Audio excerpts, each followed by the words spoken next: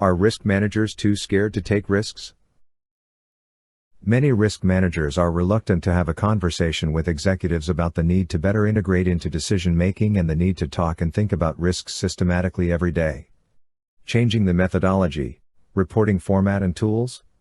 Forget about it. Even just talking and asking for a great role in decision-making gives them shivers.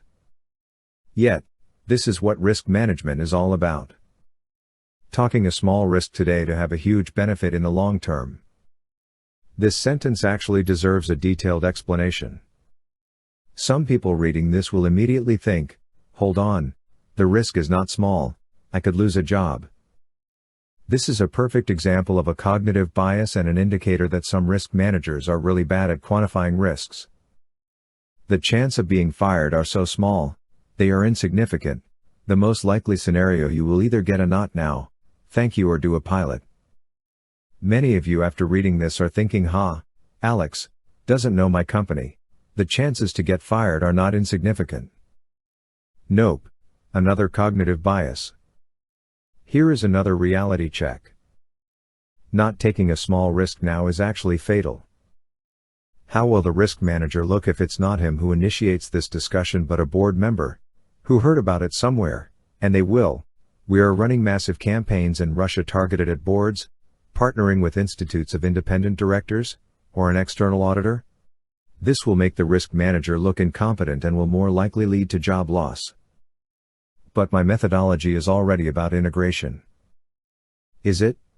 Is it really? Compare your approach to some of the bullets in this article. riskacademy.blog.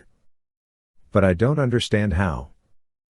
There has been written so much about, all my staff is free. No longer an excuse. Just read the book, www.researchgate.net, or join one of the free webinars, riskacademy.blog. Finally, the benefits are so significant, ignoring them is straight up negligence on behalf of the risk manager. I changed my approach 4 years ago. Only a handful of people, like Grant Purdy, Norman Marks, Alex Daly, people from SDG, Doug Hubbard and few others were talking and writing about it then. The results were beyond amazing. Now, everyone is talking about decision making. What are you still scared about? Take that risk. Here is another anecdote. Many years ago I hosted a conference in Russia. Approx 60 risk managers participated.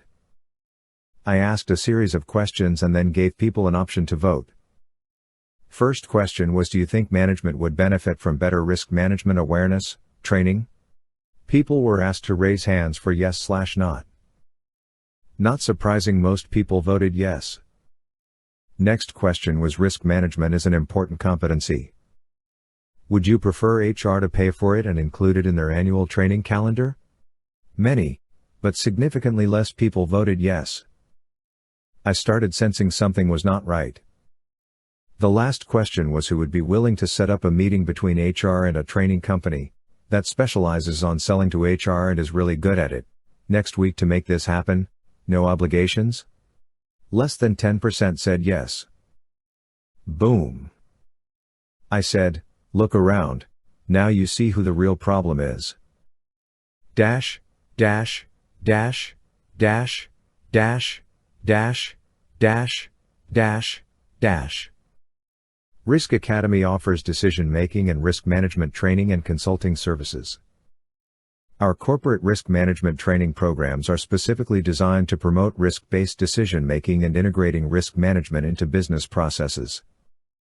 Risk managers all over the world call us in to help sell idea of integrating risk analysis into decision-making and using quantitative risk analysis techniques.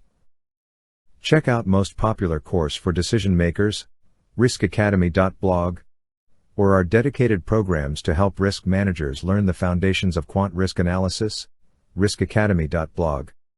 We can also help audit risk management effectiveness or develop a roadmap for risk management integration into decision making, riskacademy.blog.